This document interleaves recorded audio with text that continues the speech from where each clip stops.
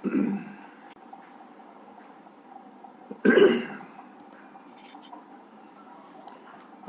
Hallelujah hallelujah hallelujah hallelujah. सबको जय मसीह की।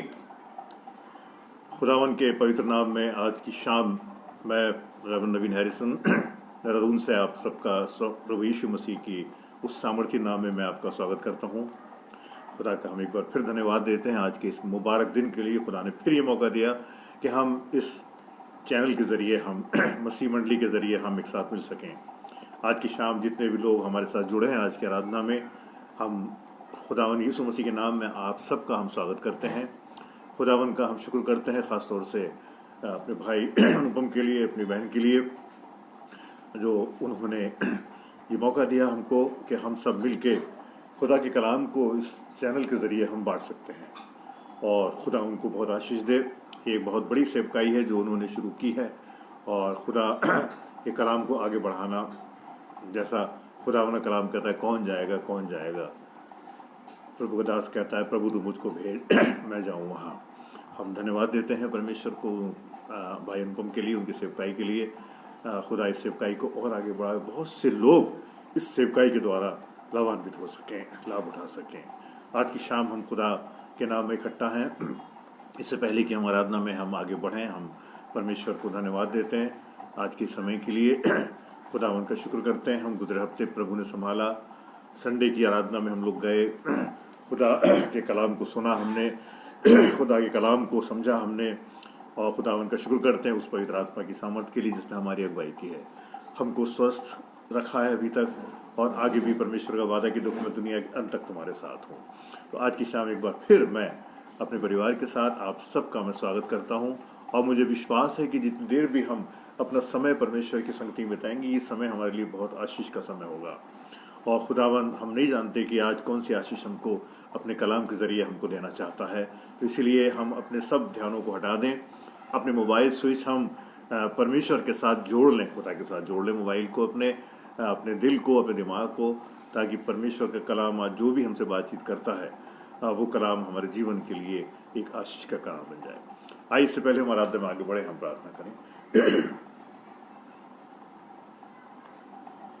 मैं विनती करूंगा मिसेस हैरिसन प्रार्थना में हमारी अगुवाई करेंगी। धन्यवाद के साथ प्रभु आपके चरणों में आते हैं, धन्यवाद देते हैं प्रभु जी आपकी तमाम उत्तम आशीषों के लिए जो आप हमें देते हैं प्रभु। यस जीसस, हालेलुया, संभालते हैं, हालेलुया, हमारा सहारा बनते हैं। दुनिया के सहारे छूट जाते हैं, लेकिन प्रभु आपका सहारा हमेशा बना रहता है। धन्यवाद देते हैं प्रभु, धन्यवाद देते हैं प्रभु जी आपके वचन के लिए जो बार बार हमारा मार्गदर्शन करता है। एक आईने के समान प्रभु हमें दिखाता है कि हम कहाँ स्टैंड करते हैं, और प्रभु जी आपके वचन के द्वारा हम आगे बढ़ते हैं, वचन की रोशनी में प्रभु जी हम आगे बढ़ते हैं। धन्यवाद देते हैं प्रभु आज की संध्या प्रभु जी, जो भी प्रभु आज वचन जैसे शेयर किया जाएगा प्रभु आपके आशीष हो, ताकि प्रभु उस वचन के द्वारा हमारा जीवन और आगे बढ़े, हम और ज़्यादा आपकी नज़दीकी में रहें प्रभु जी। अपने सारे गलत बातों से, हर एक गलत विचारों से, गलत भावनाओं से प्रभु जी हम बचते हुए प्रभु जी आपकी नज़दीकी की ओर बढ़ते चले जाएं, और ज़्यादा प्रभु आपसे प्रेम करें, आपकी मार्गों पर चलें प्रभु जी, और आपकी इच्छा हमारे जीवन से हमेशा पूरी होती रहे। धन्यवाद देते हैं प्रभु जी इस पेज के लिए जिसके द्वारा प्रभु हम प्रभु आपके वचन को सुनते हैं, फैलाते हैं प्रभु। आपकी आशीष प्रभु जी इस पर बनी रहे, अपने भाई के लिए, बहन के लिए, जिनके द्वारा प्रभु ये संभव हो सका है प्रभु जी, उनके लिए प्रार्थना करते हैं। उनकी मिनिस्ट्री पे प्रभु आपकी आशीष हो, ताकि प्रभु इस मिनिस्ट्री के द्वारा प्रभु जी बहुत सारे लोग प्रभु आपकी भेड़शाला में शामिल हुए और आपको जाने पहचाने और अपना ग्रहण करें प्रभु जी।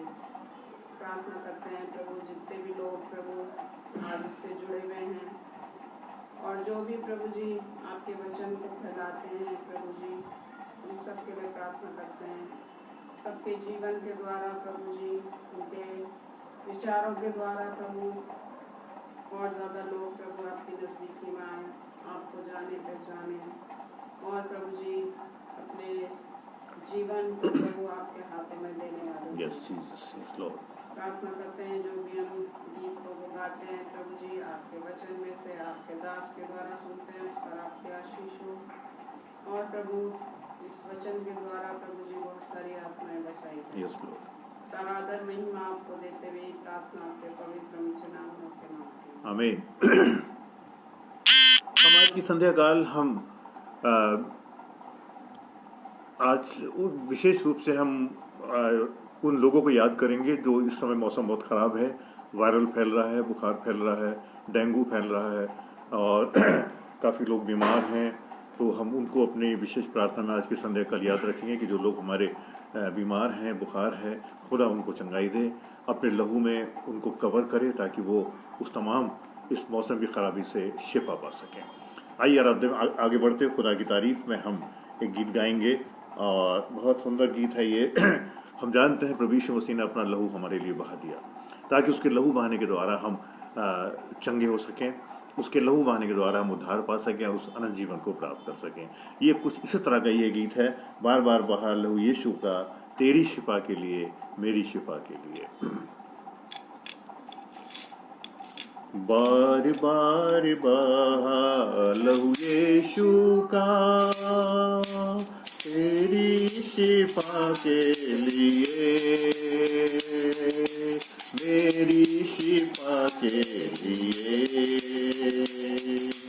बेकरार बहा लहू यीशु का, तेरी शिफा के लिए, मेरी शिफा के लिए। बार बार बहा लहू यीशु का, मेरी शिफा के लिए, मेरी शिफा के लिए।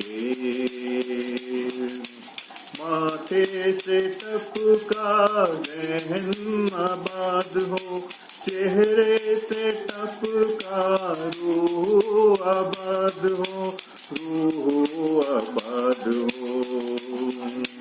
बहा लहू यीशु का, तेरी शिफा के लिए, मेरी शिफा के लिए। धार धार बहा लहू यीशु का, तेरी शिफा के लिए, मेरी शिफा के लिए। हाथों से निकला बाहों में लेने, पैरों से निकला रास्ता बनाने, रास्ता बनाने। हाथों से निकला बाहों में लेने, पैरों से निकला रास्ता बनाने, रास्ता बनाने। तार तार बहा लहू यीशु का, तेरी शिफा के लिए, मेरी शिफा के लिए। बार बार बहा लहू यीशु का, तेरी शिफा के लिए, मेरी शिफा के लिए। भीगा लहू से पर मुक्ति दिलाई, तोड़ा बदन को कीमत चुकाई, कीमत चुकाई। भीगा लहू से पर मुक्ति दिलाई, तोड़ा बदन को कीमत चुकाई, कीमत चुकाई। सूबेदार बहा लहू यीशु का, तेरी शिफा के लिए, मेरी शिफा के लिए। करार बहा लहू यीशु का, मेरी शिफा के लिए, मेरी शिफा के लिए। Hallelujah, hallelujah, hallelujah, praise the Lord. परमेश्वर का धन्यवाद हो। हम परमेश्वर को धन्यवाद देते हैं क्योंकि भजन 103 में लिखा है, दाऊद कहता है कि हे मेरे मन यहोवा को धन्य के और जो कुछ मुझ में उसके पवित्र नाम को धन्य के। हम कितने लकी लोग हैं, सच में परमेश्वर हमसे कितना प्रेम करता है। उसने कितने जरिए हमारे लिए बनाए कि हम उस कलाम को सुन सकें, समझ सकें और अपने ज़िंदगी को हम उस कलाम के ज़रिए बदल सकें। उसने हमें तरह तरह से उसने हमको पेजेस दिए हैं, उसने प्रचारक दिए हैं, उसने और मीडिया दिया, उसने बहुत से उसने दिए। और उसके बाद भी अगर हमारा जीवन परमेश्वर की तरफ नहीं मुड़ता है तो परमेश्वर दुखी होता है। तो इसलिए प्यारे बहनों भाइयों, आज की संध्या काल हम इस चीज़ को ठान लें क्योंकि खुदा ने हमको अपनी सूरत पर बनाया है। और आज इसी वचन पे थोड़ी देर के लिए हम अपने ध्यानों को केंद्रित करेंगे कि how we are important before the Lord. हम परमेश्वर के सामने हम कितने बहुमूल्य हैं, परमेश्वर के सामने हमारी वैल्यूज क्या है, परमेश्वर हमसे कितना प्रेम करता है। इसलिए वो कहता है कि देखो अपने बोझ अपनी चिंताएं मुझ पर डाल दो क्योंकि दुनिया के अंत तक मैं तुम्हारे साथ हूँ। आइए मेरे साथ खुदा उनका कलाम हम खोलें जो कि आज के दिन के लिए हमने लिया है, जो पाया जाता है first book of Genesis chapter 1 verses 26 to end of the chapter. उत्पत्ति की पुस्तक उसका पहला अध्याय 26 आयत से लेके 31वें आयत तक, अध्याय के अंत तक, जहां पर लिखा है, फिर परमेश्वर ने कहा हम मनुष्य को अपने स्वरूप के अनुसार अपनी समानता में बनाएं और वे समुद्र की मछलियां और आकाश के पक्षियों और घरेलू पशुओं और सारी पृथ्वी पर और सब रेंगने वाले जंतु पर जो पृथ्वी पर रेंगते हैं अधिकार रखें। तब परमेश्वर ने मनुष्य को अपने स्वरूप के अनुसार उत्पन्न किया। तब खुदा ने, उर्दू में इस तरह से आया कि खुदा ने इंसान को अपनी सूरत पर बनाया। तब परमेश्वर ने मनुष्य को अपने स्वरूप के अनुसार उत्पन्न किया और अपने ही स्वरूप के अनुसार परमेश्वर ने उसको उत्पन्न किया और नर और नारी करके उसने मनुष्य की सृष्टि की। और परमेश्वर ने उनको आशीष दी और उनसे कहा फूलो फलो और पृथ्वी में भर जाओ और उसको अपने वश में कर लो। समुद्र की मछलियां और आकाश के पक्षियों और पृथ्वी पर रेंगने वाले सब जंतुओं पर अधिकार रखो। फिर परमेश्वर ने उनसे कहा सुनो, जितने बीज वाले छोटे छोटे पेड़ सारी पृथ्वी के ऊपर हैं और जितने वृक्षों में बीज वाले फल होते हैं वे सब मैंने तुमको दिए हैं, वे तुम्हारे भोजन के लिए हैं। और जितने पृथ्वी के पशु और आकाश के पक्षी और पृथ्वी पर रेंगने वाले जंतु हैं जिनमें जीवन का प्राण है, उन सब के खाने के लिए मैंने ही सब हरे छोटे छोटे पेड़ लगा दिए हैं। और वैसा ही हो गया। तो परमेश्वर ने जो कुछ बनाया था सबको देखा, तो क्या देखा कि वो बहुत ही अच्छा है। तब सांझ हुई, फिर भोर हुआ, इस प्रकार छठवां दिन हो गया। खुदा का कलाम ही, खुदा अपने कलाम के पढ़े और सुने और समझे जाने पर अपनी बरकत दे। आमीन। आइए हम थोड़ी देर के लिए खुदा के कलाम की तरफ चलते हैं। आज की संध्या काल परमेश्वर का वचन मुझसे और आपसे क्या बात करना चाहता है और परमेश्वर का वचन किस तरह अपनी सामर्थ्य के द्वारा मुझको और आपको ब्लेसिड करना चाहता है, आशीष देना चाहता है। यहाँ पर जो मुख्य आयत है, खुदा ने हमें अपनी सूरत पर बनाया। खुदा ने मनुष्य को अपनी सूरत पर बनाया। खुदा ने हमें अपनी सूरत पर बनाया है। क्यों बनाया है? What is the reason? मेरे अंदर जो खुदा ने ऐसी क्या खासियत है, हमारे अंदर ऐसी क्या खासियत है कि खुदा ने हमको अपनी सूरत पर बनाया? हमारे बनाने का मकसद क्या है? What is the reason? खुदा ने क्यों हमको बनाया? हमारे बनाने का मकसद क्या है? परमेश्वर ने क्यों हमको बनाया या क्या उद्देश्य के लिए परमेश्वर ने हमको बनाया? परमेश्वर का क्या एम था, क्या उद्देश्य था कि परमेश्वर ने हमको अपनी सूरत पर बनाया है? बाइबल साहब इस चीज को कहती है कि परमेश्वर हमें अपनी सूरत पर बनाया है और किसी सूरत पर नहीं बनाया। जैसा परमेश्वर है उसने वैसा ही मुझको और आपको अपनी सूरत बनाया। हमारी जिंदगी का मकसद क्या है? जो परमेश्वर ने हमको संसार में भेजा, परमेश्वर ने हमको संसार में बनाया, तो हमारी जिंदगी का क्या उद्देश्य क्या है। दाऊद अपने कलाम में कहता है, हमारी जिंदगी ख्यालों की तरह उड़ी चली जाती है। हमारी जिंदगी हम देखते हैं कि हर रोज हर दिन धीरे धीरे धीरे धीरे हम जो है इस संसार से कूच करने की तरफ बढ़ रहे हैं। धीरे धीरे हमारी एज बढ़ती जाती है और हमारी जो जिंदगी है वो दाऊद कहता है कि ख्यालों की तरह उड़ जाती है और हम उड़ जाते हैं, पता नहीं चलता तो हमारी फिर लाइफ का पर्पस क्या हुआ। खुदा ने हम इस आयत को अपने सामने कि हमें अपनी सूरत पर बनाया। व्हाट इज द रीजन, क्या हमारी लाइफ का उद्देश्य क्या है, पर्पस क्या है। क्या हमारी लाइफ का उद्देश्य केवल यही है कि हमारी अच्छी पढ़ाई हो जानी चाहिए, अच्छे हम एजुकेटेड हो जाएं, एजुकेशन हमारी अच्छी हो जाए, अच्छा घर हो जाना चाहिए, अच्छी हमारे पास गाड़ी हो जानी चाहिए, अच्छा हमारे पास बैंक बैलेंस हो जाना चाहिए, अच्छा सब कुछ हमारे पास हो जाना चाहिए, बेहतरीन हमारी लाइफ हो जानी चाहिए, अच्छा खाने के लिए हमारे पास होना चाहिए, हमारी सब कुछ अच्छा हो जाना चाहिए, अच्छा बड़ा सा घर होना चाहिए। यही क्या हमारा उद्देश्य है। परमेश्वर ने क्या इसी उद्देश्य के लिए मुझे और आपको अपनी सूरत पर बनाया है, अपने स्वरूप में रचा है। लेकिन क्या खुदा ने हमें सिर्फ इसी पर्पस के लिए बनाया है। क्यों खुदा ने हमें इंसान बनाया कि सारे दिन हम क्या अपने को निहारते रहें।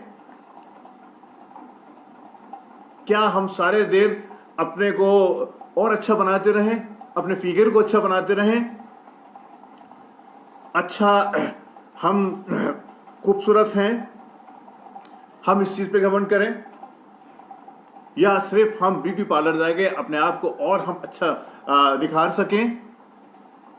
क्या केवल यही उद्देश्य हमारा है।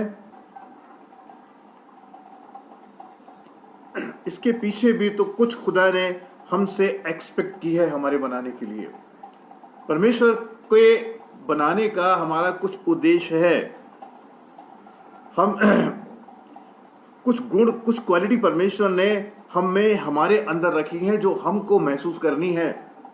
कुछ गुण परमेश्वर ने हमको दिए हैं, कुछ उद्देश्य परमेश्वर ने हमको दिए हैं, कुछ आज्ञाएं परमेश्वर ने हमको दी हैं, कुछ शिक्षाएं परमेश्वर ने हमको दी हैं। ये कलाम खुदा ने हमको दिया है जिस पर हमको चलना है, जिसके अनुसार हमको अपने जीवन को बनाना है। इसका उद्देश्य हमारी लाइफ में परमेश्वर का एक बहुत बड़ा उद्देश्य है जिसका ज्ञान शायद हमें अभी नहीं है।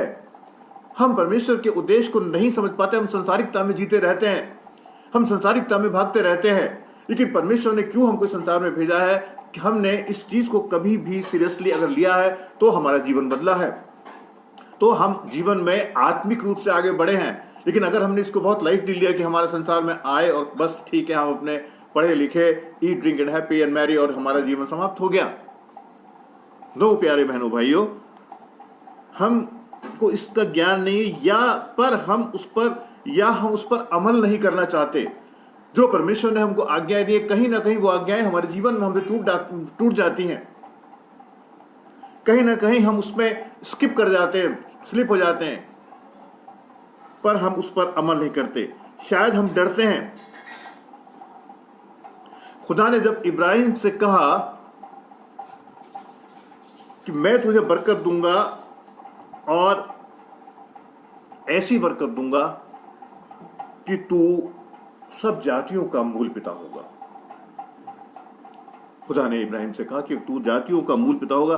क्या उसकी कि तू जातियों का मूल पिता होगा और मैं तेरी औलाद को बढ़ाऊंगा। क्या इब्राहिम की औलाद थी? क्या उसे कुछ संतान थी? तो मूल पिता का उद्देश्य क्या होगा? वो कहता कि मैं तेरी औलाद को रेत के कणों के समान बढ़ाऊंगा, आसमान के तारों की तरह तेरी औलाद होगी। पर इब्राहिम की तो औलाद ही नहीं थी। परमेश्वर का उद्देश्य इब्राहिम के लिए, परमेश्वर का उद्देश्य मेरे और आपके लिए, परमेश्वर की योजनाएं मेरे और आपके लिए। आवश्यकता है कि हम उस योजनाओं को समझने का प्रयास करें। परमेश्वर ने क्यों हमें अपने स्वरूप में बनाया है। पर जब काइन पैदा हुआ, बाइबल अगर हम देखें तो बाइबल बताती है कि उस दिन उसने घुटनों के बल होकर खुदावन से दुआ की कि इस्माइल तेरे हुजूर जीता रहे। लेकिन खुदा का पर्पस क्या था? कि मैं तुझे कौमों का मूल पिता बनाऊंगा, जातियों का मैं तुझे मूल पिता बनाऊंगा। एक जाति का नहीं, बल्कि तेरे अंदर से जातियां निकलेंगी, तेरे अंदर से कौमें निकलेंगी, तेरे अंदर से कबीले निकलेंगे, तेरे अंदर से बहुत से राजा निकलेंगे, तेरे अंदर से उम्मतें निकलेंगी, जातियां निकलेंगी। लेकिन इब्राहिम कहता है कि काश इस्माइल ही जीता रहा है। इसका मतलब है एक्सेप्टेंस। परमेश्वर ने जो हमारे उद्देश्य रखे हैं उसको हमको एक्सेप्ट करना है।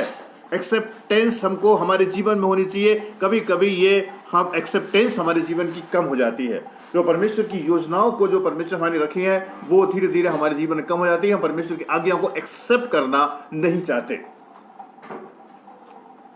हमारी जिंदगी में भी खुदा ने बड़े बड़े मकसद रखे हैं। प्यारे बहनों भाइयों, आज हम जहां हैं,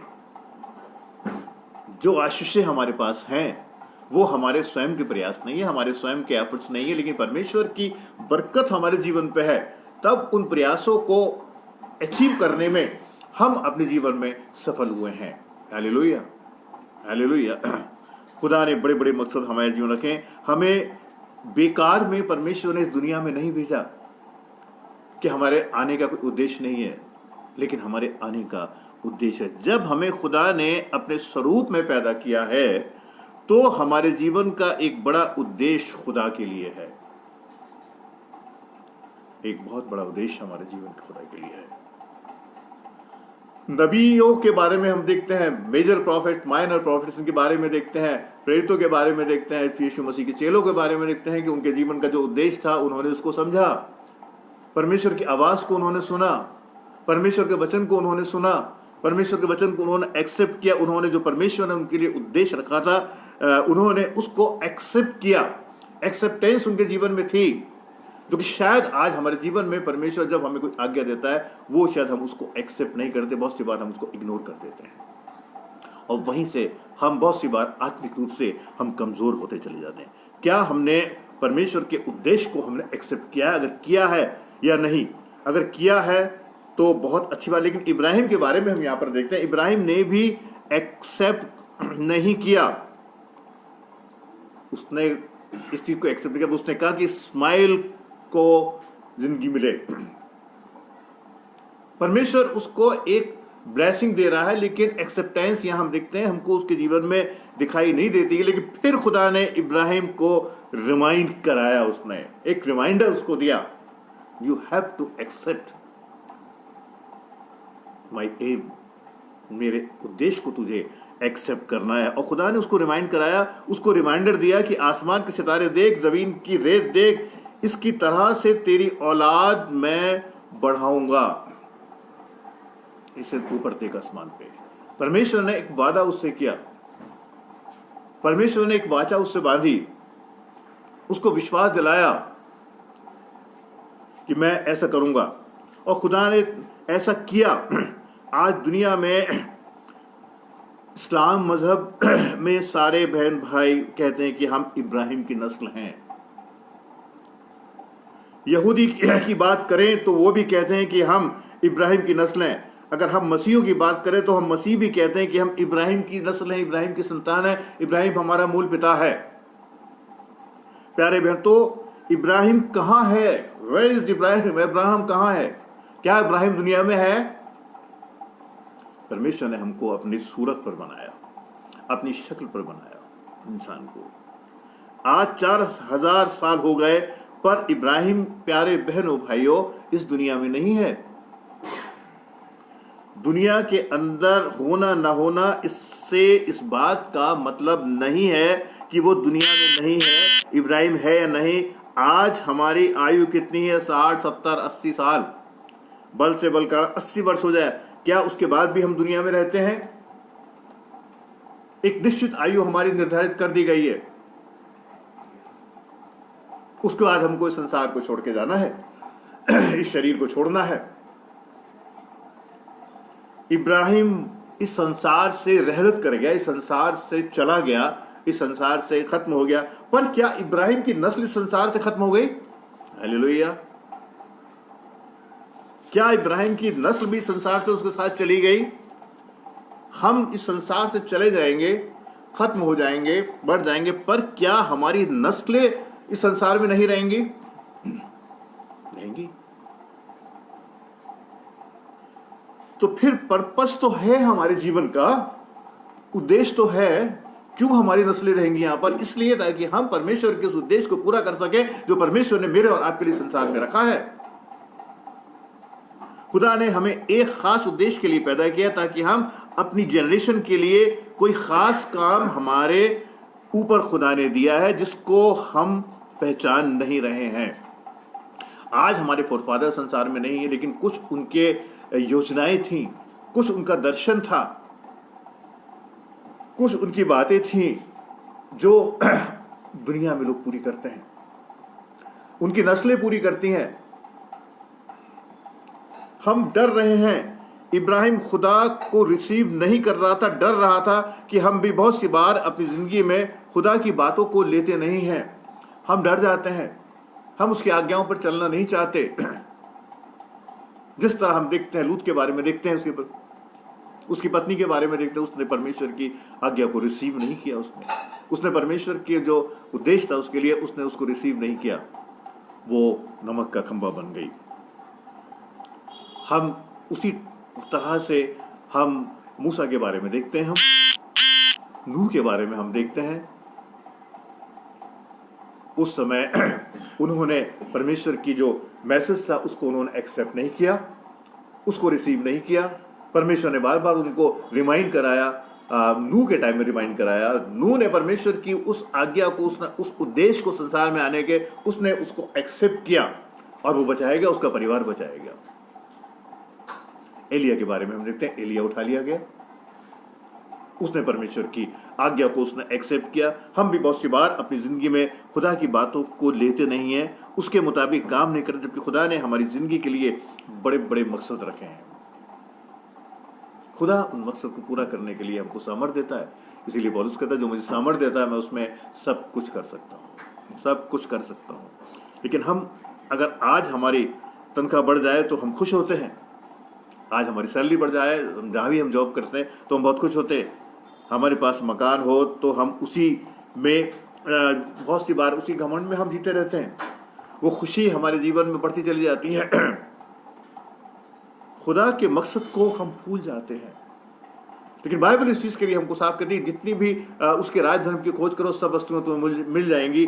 जब हम जो आशीष खुदा ने हमको दी है, परमेश्वर ही आशीषें देने वाला है, लेकिन उन आशीषों को पाने के बाद हमको खुदा के उस मकसद को जो खुदा ने हमको अपने स्वरूप में बनाया है उसको भूलना नहीं है। क्योंकि हमारी नस्लें रहेंगी, लेकिन हमारे जो अहकाम है, हमारे काम है, हमारा जीवन है, वो हमारी नस्लों तक जाएगा।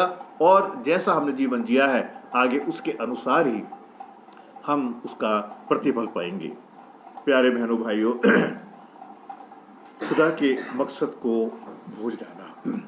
आज जिस संसार में हम जी रहे हैं, संसार में हम देखते हैं तरह तरह से पाप हैं, मुश्किलें हैं, कठिन समय है, लेकिन परमेश्वर ने कहा चाहे कितना ही कठिन समय हो, जब उसने नूह के टाइम में नहीं छोड़ा, उसने इस्राएलियों को नहीं छोड़ा, वो उनको बंधक में से निकाल लाया और उनको कनान प्रदेश में ले गया। उनको परमेश्वर उनके साथ साथ रहा। उसने कहा जहां जहां तू जाएगा मैं तेरे साथ रहूंगा। आज यही बात खुदा मुझसे आपसे कहता है, जहां जहां तुम जाओगे मैं तुम्हारे साथ रहूंगा, मैं तुम्हें भूलूंगा नहीं, मैं तुम्हें छोड़ूंगा नहीं। लेकिन हाँ, मेरे मकसद को याद रखो, अपने उद्देश्य को याद रखो। जिस स्वरूप में मैंने तुमको अपनी सूरत में बनाया है उस स्वरूप को तुम मेंटेन रखो, अपने जीवन के द्वारा, अपने विश्वास के द्वारा, अपने व्यवहार के द्वारा, अपनी बोली के द्वारा। मकसद को इस संसार में प्यारे बहनों भाइयों हम भूल जाते हैं। बहुत सी बार हम अपने रास्ते ही चुन लेते हैं, अपने मार्गों पर हम चलने लगते हैं, लेकिन परमेश्वर हमको बहुत सी बार ताड़ना दे रहा है। बहुत सी बार हमको सिखाना चाहता है। बहुत सी बार हमको, जब हम ओवर साइड हो जाते हैं, हमको परमेश्वर ट्रैक पर लाना चाहता है ताकि हम बचाए जा सकें। परमेश्वर उन 99 भेड़ को छोड़ के एक भेड़ को ढूंढने के लिए गया, क्योंकि वो भेड़ भी उसके लिए बहुत मूल्यवान थी। परमेश्वर की दृष्टि में एक एक मनुष्य जिसको उसने अपने स्वरूप में बनाया मूल्यवान है, प्रेशियस है। परमेश्वर बचाना, इसलिए हिजकिय्याह 33:11 में खुदा कलाम कहता है, परमेश्वर कभी भी किसी गुनहगार की हलाकत से खुश नहीं होता, बल्कि सबको बदलने का अवसर देता है, ताकि नाश न हो बल्कि उस अनंत जीवन को प्राप्त कर सकें। प्यारे बहनों भाइयों, खुदा की सूरत जिस पर खुदा ने हमें बनाया है, हमारे जीवन के उद्देश्य को किस तरह पूरा करती है। खुदा पवित्र है, खुदा दयालु है, अनुग्रहकारी है, इसलिए वो कहता है तुम पवित्र आत्मा का मंदिर, क्योंकि मैं पवित्र हूं इसलिए तुम भी पवित्र बनो। और जब तुम पवित्र बनोगे तुम्हारी जनरेशन आगे पवित्रता की ओर बढ़ती चली जाएगी। पौलुस कहता है अपने कलाम में कहता है कि मैं परफेक्ट नहीं, आई एम नॉट परफेक्ट, लेकिन मैं परफेक्शन की ओर बढ़ रहा हूं। मैं सिद्ध नहीं हूं बल्कि मैं सिद्धता की ओर बढ़ रहा हूं। खुदा की मर्जी को पूरा करना इस संसार में हमारा पहला उद्देश्य होना चाहिए। जब हम खुदा की मर्जी को पूरा करेंगे, खुदा हमारी हर एक जरूरत को पूरा करेगा। खुदा हमें ना कभी छोड़ेगा ना त्यागेगा। हम जानते हैं संसार में दुख भी हैं, सुख भी हैं, परेशानियां भी हैं, तकलीफ भी हैं, लेकिन वो हमको जब उनको फेस करके निकलते हैं, परमेश्वर एक सामर्थ हमको देता है। परमेश्वर इस चीज का प्रमाण हमको देता है कि देख, मैं न दुख में भी तुझे नहीं छोड़ूंगा, मैं सदैव तेरे साथ रहूंगा। और ये ऐसा हुआ है हमारे साथ। बहुतों के जीवन की गवाही है। दुख आया, हम विश्वास में कायम रहे, परमेश्वर ने और हमारे विश्वास को मजबूत किया। हालेलुया। परमेश्वर ने उस सब को खत्म कर दिया। ऐसा परमेश्वर को हम मानने वाले हैं प्यारे बहनों भाई, जो परमेश्वर प्रेमी है, दयालु है, अनुग्रहकारी है, हमारा मार्गदर्शन है और करुणा करने वाला है, हमको क्षमा करने वाला परमेश्वर है। आज जो हमारा जीवन है, अगर हम देखें, हम इस योग्य नहीं हैं कि हम परमेश्वर की क्षमा को पा सके। हम जानते हैं कि हम जाने अनजाने कितने हम पाप कर जाते हैं, लेकिन परमेश्वर धीरज का परमेश्वर है। हालेलुया। परमेश्वर हमको समय देता है। आज इथोपिया के बारे में अगर हम देखें, इथोपिया में मसीहत को किसने फैलाई, क्रिश्चियनिटी को किसने फैलाई? उस खोजे ने जिसको फिलिपुस ने बपतिस्मा दिया था, जो फिलिपुस जिसके साथ साथ चल रहा था, उस खोजे ने इथोपिया में मसीहत का प्रचार किया और आने वाले टाइम में आगे वो उस इथोपिया का बिशप बना। उसने परमेश्वर के इस उद्देश्य को उसने समझा। हालेलुया। परमेश्वर आज मुझको और आप भी अपने वचन के द्वारा ऊपर उठाना चाहता है। वो चाहता है कि जाओ यहूदिया से सामरिया तक जाके तुम लोगों तक प्रचार करो, पिता पुत्र और पवित्र आत्मा के नाम से बपतिस्मा। जो इस भेड़शाला में नहीं है उनको इस भेड़शाला में लेके आना है। बहुत सी कलीसियाएं उस खोजे ने इथोपिया में स्थापित की। Today what we are doing, आज हम क्या कर रहे हैं? केवल हमारा जीवन क्या चर्च तक ही सीमित है? प्रभु ने कहा है तू अपने पड़ोसी को अपने समान प्रेम कर। क्या हम अपने पड़ोसी के लिए कुछ कर रहे हैं? What we are doing. क्या अपने भाई के लिए कुछ कर रहे हैं? क्या अपनी बहन के लिए कुछ कर रहे हैं? क्या अपने माँ बाप के लिए कुछ कर रहे हैं? क्या अपनी कलीसिया के लिए कुछ कर रहे हैं? क्या अपने पासवान के लिए कर रहे हैं? What we are doing. क्या उस परमेश्वर के उद्देश्य को हम पूरा कर रहे हैं? एक और हम व्यक्ति के बारे में देखते हैं, थोमा के बारे में। थोमा भारत में आए और उन्होंने यहां पर मसीहत का प्रचार किया। परमेश्वर की उस योजना को, उस उद्देश्य को जिसको परमेश्वर ने अपने स्वरूप में बनाया था, उन्होंने उस स्वरूप को आके यह साउथ इंडिया में आके उन्होंने प्रचार किया, कलीसियाएं बनाई यहां पर। और हम देखते हैं पर क्या, और अंत में वो शहीद हो गए। पर क्या थोमा मर गया? थोमा शारीरिक रूप से खत्म हो गया, लेकिन वो कलीसियाएं तो आज तक कायम है। थोमा की सेवाएं आज तक कायम है। थोमा का विश्वास आज तक कायम है। मेरे को खुदा ने मौका दिया, मैं चेन्नई गया था, वहां मैं देख के आया पूरा वो जहां जहां थोमा आए थे और जहां थोमा को शहीद हुए, वो जहां पर ये वंडरफुल खुदा का दास जिसने उस परमेश्वर की उस योजना को उसने समझा। प्यारे बहन भाइयों, सांसारिक रूप से वो मर गया थोमा, लेकिन आत्मिक रूप से वो आज भी जिंदा है। हालेलुया। आज सारी नस्लें कलीसिया में जिंदा हैं, कलीसिया के रूप में, आज मसीहत के रूप में क्रिश्चियनिटी के रूप में, मेरे और आपके रूप में परमेश्वर ने मुझको और आपको अपने स्वरूप में इसीलिए बनाया ताकि हम उसकी योजनाओं को केवल हम ही नहीं बल्कि हम सब मिलके आगे बढ़ के पूरा कर सकें, अपने जीवन के द्वारा उन सेवाओं कर सकें, अपने देश की सेवा कर सकें, अपनी कलीसियाओं की सेवा कर सकें, अपने परिवार की सेवा कर सकें। खुदा आत्मिक आशीषें जो आज मदर टेरेसा के बारे में हम देखते, जो उन्होंने दी। मदर टेरेसा तो खत्म हो गई संसार से, लेकिन क्या वास्तव में खत्म हो गई? उनकी सेवाएं खत्म हो गई, उनके जीवन के उद्देश्य खत्म हो गए? आज भी कायम है। उन्होंने खुदावन के उस उद्देश्य को, उस सूरत को उन्होंने जो परमेश्वर ने अपने स्वरूप में उनको बनाया था, उन्होंने उसको अपने जीवन में मेंटेन रखा। हालेलुया। उन्होंने उसको आगे बढ़ाया। खुदा आत्मिक आशीषें उनके द्वारा दुनिया को देता है जो कि परमेश्वर की इस योजनाओं को समझते हैं। वो एक चैनल बन जाते हैं दुनिया के लिए, एक आशीष का चैनल बन जाते हैं। लोग उनके जीवन को देख के बरकतें पाते हैं, लोग उनके जीवन को देख के सीखते हैं। कितने कितने महापुरुष हमारे भारत में हुए हैं, उनके जीवन के उद्देश्य को देख के एक बहुत बड़ा लोगों को शिक्षा मिलती है, सीखते हैं जो उन्होंने अपनी सेवाओं के द्वारा की। प्यारे बहनों भाइयों, खुदा ने खोजा से एक बहुत बड़ा काम कराया। इथोपिया में खुदा ने उसको इस्तेमाल किया। मदर टेरेसा को से खुदा ने एक बड़े मकसद को पूरा किया। सो खुदा ने हर इंसान की जिंदगी में, प्यारे बहनों भाइयों, एक उद्देश्य रखा है। चाहे वो गरीब है, चाहे वो अमीर है, चाहे वो गोरा है, चाहे वो काला है, चाहे वो लंबा है, चाहे वो छोटा है, लेकिन सबके लिए एक एक उद्देश्य है। जकई के बारे में हम देखते हैं, जकई का जीवन, जकई नाटा था। आज भी वो पेड़ इसराइल में आज भी है वहां पर जिस पे जकई ने चढ़ के यीशु मसीह को देखा था। जकई नाटा था, छोटा था, लेकिन उसने समझा इस चीज को कि हाँ, मुझे उस परमेश्वर को देखना है जिसने मुझे अपनी सूरत पर बनाया है। हालेलुया। और उसने प्रभु को देख लिया, उसका जीवन बदल गया। खुदा आज मेरा और आपका जीवन बदल देता। उस स्त्री के बारे में हम देखें, सामरी स्त्री के बारे में जो कुएं पे बैठी थी,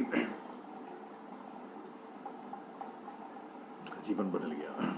प्यारे बहनों भाइयों, हम चाहे गरीब हैं, चाहे अमीर हैं, चाहे छोटे हैं, बड़े हैं, मेल हैं, फीमेल हैं, जिंदगी हमारी बेकार नहीं है, फिजूल नहीं है। उसने बड़ी अचीवमेंट के लिए हमें इस संसार में रखा है। हमारी प्रॉब्लम ये है कि हमारा फोकस ये है कि बस कुछ चीज़ें हमें मिल जाएं, यही हमारे जीवन के लिए काफ़ी हैं, हम उसी में सेट। लेकिन जो परमेश्वर ने आत्मिक सेवाएं हमको दी हैं, वो सेवाएं हमारे जीवन के लिए आवश्यक हैं। परमेश्वर इससे भी बढ़कर हमारे जीवन से चाहता है। अगर खुदा ने बड़े काम हमारे लिए किए हैं, हमारे जीवनों को परमेश्वर ने आशीष से भरा है, तो हम उन आशीषों को परमेश्वर के लिए इस्तेमाल करें। परमेश्वर ने जो भी तोड़ा हमको दिया है, चाहे वो म्यूजिक के रूप में है, चाहे वो प्रचार के रूप में है, चाहे वो शिक्षा के रूप में है, चाहे वो किसी भी रूप में है, हम उसको परमेश्वर की महिमा के लिए इस्तेमाल किए। और खुदा ने हमें पैदा किया है इस संसार में, हम किसी बात पे शक ना करें। हम डरते हैं, पर बाइबल कहती है कि जहाँ दर्शन नहीं है वहाँ पर जातियाँ बर्बाद हो जाती हैं। हमारे व्हाट इज द विजन, हमारे जीवन का दर्शन क्या है? क्या हम सोचते हैं आगे? क्या हम खुदा के लिए करेंगे? हमें पता ही नहीं कि हमारे विजन क्या है, हमारा दर्शन क्या है। बहुत सी बार हम भूल जाते हैं, हम अपने दर्शन में चूक जाते हैं।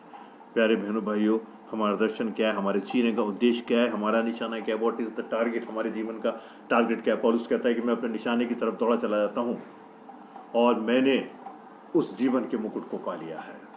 आज हमारे जीवन का उद्देश्य क्या है, हमारा निशाना क्या है? इसलिए हम बहुत सी बार हम जीवन में असफल हो जाते हैं जब हम अपने टारगेट को भूल जाते हैं, जब हम परमेश्वर की उस योजना को भूल जाते हैं जो परमेश्वर ने हमारे जीवन के लिए रखी है। प्यारे बहनों भाइयों, हमारे बहुत सी बार हम जब अपने टारगेट से चूक जाते हैं, बहुत सी बार समस्याएं हमारे जीवन में आ जाती हैं। परिवार में हमारे जीवन आ जाती हैं, हमारे बच्चों में हमारे आ जाती हैं, हमारे ख़ानदानों में आ जाती हैं, हमारे घर बर्बाद हो जाते हैं, बहुत सी बार परिवार बर्बाद हो जाते हैं। आवश्यकता है जब हम अपने उस उद्देश्य को जो परमेश्वर ने हमारे रखा है, हम उससे चूक जाते हैं। खुदा ने बाइबल में हमको बताया है कि 2 मार्ग हैं, एक सकरा मार्ग है, एक चौड़ा मार्ग है। सकरे मार्ग पे हम बहुत कुछ लेके नहीं जा सकते, हमको झुकना पड़ेगा वहाँ जाने के लिए। लेकिन चौड़े मार्ग पर चलने के लिए हम सब कुछ ले जा सकते हैं, वहाँ से हमारे बुराइयाँ सब कुछ हम जा सकते हैं। लेकिन वो सकरा मार्ग जो है वो हमारे एक अनंत जीवन की ओर ले जाता है, लेकिन जो चौड़ा मार्ग है वो हमें बर्बादी की तरफ लेके जाता है। जब हमारा कोई अस्तित्व नहीं था, हम माँ के पेट में थे, हम बनाए जा रहे थे, तब से खुदा ने हमको चुन लिया है। वो कहता है बाइबल में कि तुम्हारे माँ के पेट में थे तब से मैंने तुम्हें चुन लिया। उसने नबियों को चुन लिया जिन्होंने अपने मकसद को समझा, उन्होंने परमेश्वर के इस उद्देश्य को पूरा किया। इसलिए हमारे लिए खुदा ने एक मकसद रखा है। लेकिन हम एक सादा सा शब्द बोलकर हम तसल्ली कर लेते हैं कि हमारा, और अगर हमारा काम रुक जाता है तो हम कहते हैं कि हमारी तो किस्मत ही ऐसी थी। बहुत छोटा सा एक शब्द है, इस सुन के हम लेकिन परमेश्वर हमारे जीवन को, हमारी किस्मत को बदलना चाहता है, हमारी मार्ग बदलना चाहता है, हमारे भविष्य को बदलना चाहता है। जब खुदा ने हमारे लिए लिखा है कि आज लोगों का विश्वास परमेश्वर पर, बहुत सी बार मैंने देखा है कि वो परमेश्वर पर ना विश्वास करके हाथों की लकीरों पर उनका विश्वास है। परमेश्वर तो सब कुछ बदल सकता है, हाथों की लकीरें हमारे जीवन का विश्वास का आधार नहीं है। हमारे विश्वास का आधार हमारा खुदावंद है, जिसने हमें अपने स्वरूप में बनाया है। इसलिए आज बहुत सी बार हम देखते हैं, बहुत से ऐड आते हैं कि आप अपनी किस्मत बदल देंगे, और हम इसी पर लगे रहते हैं। बहुत सी बार हम, जो आजकल मीडिया के द्वारा हम देखना हो, तरह तरह से हम बहुत सी बार अपने जीवन को, अपने टाइम को हम बर्बाद करते रहते हैं। लेकिन हमारी किस्मत को बदलने वाला, हमारे जीवन को संभालने वाला तो खुदा है हमारा। वही सब कुछ बदल सकता है, वही हमारे कल के अंधेरे को रोशनी बदल सकता है, वही हमारे जीवन में खुशियाँ ला सकता है। अगर हमारे आगे क्या है हम बढ़ नहीं पाते हैं, अगर हम हाथों की लकीरों की बात करते हैं तो किस्मत तो हमारे हाथ में, खुदा का फिर क्या रोल है? अगर हम हाथों की लकीरों पर बिलीव करते हैं तो what is the role of God? परमेश्वर का वो क्या है? परमेश्वर खुदा ये नहीं चाहता कि हम अपने हाथों की लकीरों की किस्मत को लेकर हम रोते रहें। खुदा चाहता है कि हम उससे पश्चाताप करके उसके समीपता में आए, उस पर विश्वास करें। जितनों ने उस पर विश्वास किया, बाइबल कहती है, उसने अपने पुत्र और पुत्रियां बनने का अधिकार उसने उनको दिया है। उसने अपने स्वर्ग राज का उनको अधिकारी बना दिया। लेकिन जब हमें, प्यारे बहनों भाइयों, खुदा ने चुना है तो we are ambassador of God, तो हम परमेश्वर के राजदूत हैं। हमने नहीं चुना, खुदा ने हमको चुना है, अपना राजदूत बनाया। We are the ambassador of God. मसीह ने दुनिया में एक शब्द बहुत सी बार इस्तेमाल किया, वो क्या था? डू नॉट फियर, डरो मत, डरो मत। बाइबल में अनेकों बार ये शब्द आया, डरो मत, डरो मत। परमेश्वर इस डर को, इस भय की आत्मा को हमारे जीवन से निकालना चाहता है। डरो मत, क्योंकि मैं दुनिया के अंत तक तुम्हारे साथ हूं। यीशु मसीह का दुनिया में आने का मकसद ये था कि हमारे अंदर से डर निकल जाए, और जो परमेश्वर ने हमें अपने स्वरूप में बनाया है, हम उस पर विश्वास करके हर एक अपने डर को, अपनी जिम्मेदारी को, अपनी चिंताओं को हम उस परमेश्वर के ऊपर सौंप दें, क्योंकि उसने कहा है कि देखो, अपनी चिंताएं, अपने बोझ मुझ पर डाल दो। आज इस संसार में बहुत से बोझ हमारे ऊपर है, बहुत से, जब जीवन में हम आगे बढ़ते हैं प्यारे बहनों भाइयों, हम बहुत सी बार डर जाते हैं। बहुत सी बार जो रुकावटें हमारे जीवन में आती हैं, बहुत सी बार हिंड्रेंस हमारे जीवन में आते हैं, समस्याएं हमारे जीवन में आती हैं, एक्सीडेंट हमारे जीवन में आते हैं, बीमारियां हमारे जीवन में आती हैं, हम डर जाते हैं, कमजोर, क्योंकि हम मनुष्य हैं। लेकिन परमेश्वर हमको इस चीज़ का विश्वास दिलाता है। यीशु मसीह दुनिया में आया तो इंसानों का डर, इंसानों में से उसने निकाला। उसने कहा डरो मत। जो बीमार थे उनको चंगा किया, जिनके अंदर दुष्ट आत्माएं थी उन दुष्ट आत्माओं को उसने निकाल दिया। जो भय उनके अंदर था, प्रभु यीशु मसीह का संसार में आने का मकसद ये था कि डरो मत, अपने आने के मकसद को इस संसार में तुम पूरा करो। तुमको संसार में भेजेगा, उसको पूरा करो, और तमाम संसारिक भय को अपने जीवन से निकाल दो। डरो मत। जब यीशु मसीह मरे तो सारे शागिर्द डर गए, घबरा गए, छुप गए, पर जब पवित्र आत्मा उनके अंदर आया तो वो ताकत से भर गए। यीशु मसीह दुनिया में आया ताकि हमारे फ्यूचर का डर हमारे अंदर से निकाल सके, और आज वो पवित्र आत्मा एडवोकेट हमारे जीवन में सहायक बन के हमारे साथ है, ताकि हमारे जीवन के तमाम भय निकल जाए और हम अपनी नस्लों में आगे बढ़ रहे हैं, जो हमारे पुरखे थे, जो हमारे उनके जीवन का उद्देश्य था, हम उनको पूरा कर सकें। उस डर को प्रभु यीशु मसीह के कलाम के द्वारा, वचन के द्वारा अपने अंदर से निकाल कर, प्यारे बहनों भाइयों, इस काम के लिए हमें बुलाया गया, वो काम हमें करना है। यही बात यीशु मसीह ने यूहन्ना के 17वें अध्याय में कि जो सेवा तूने मुझे इस पृथ्वी पर रहने के लिए दी थी, उस सेवा को पूरा करके मैंने इस पृथ्वी पर तेरी महिमा की है।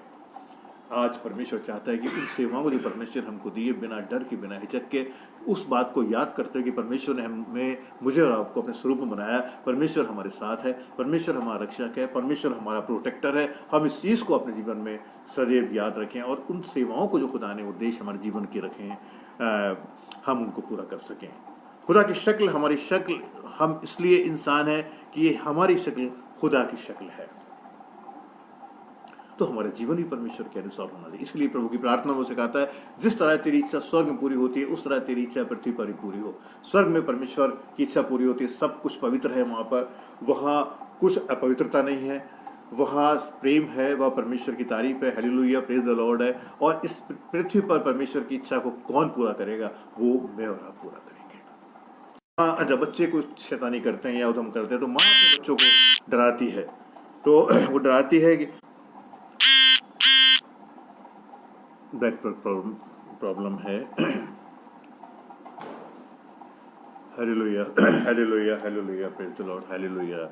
प्यारे बहनों भाइयों, हम देखते हैं एक बहुत ही सिंपल सा एक उदाहरण है, जो कि माँ जब कभी अपने बच्चों को डराती है, जब बच्चे शैतानी करते हैं तो वो बाप के नाम से डराती है, जब पापा आएंगे तो हम तुम्हारी शिकायत करेंगे उनसे, या तुमको हम पनिश कराएंगे।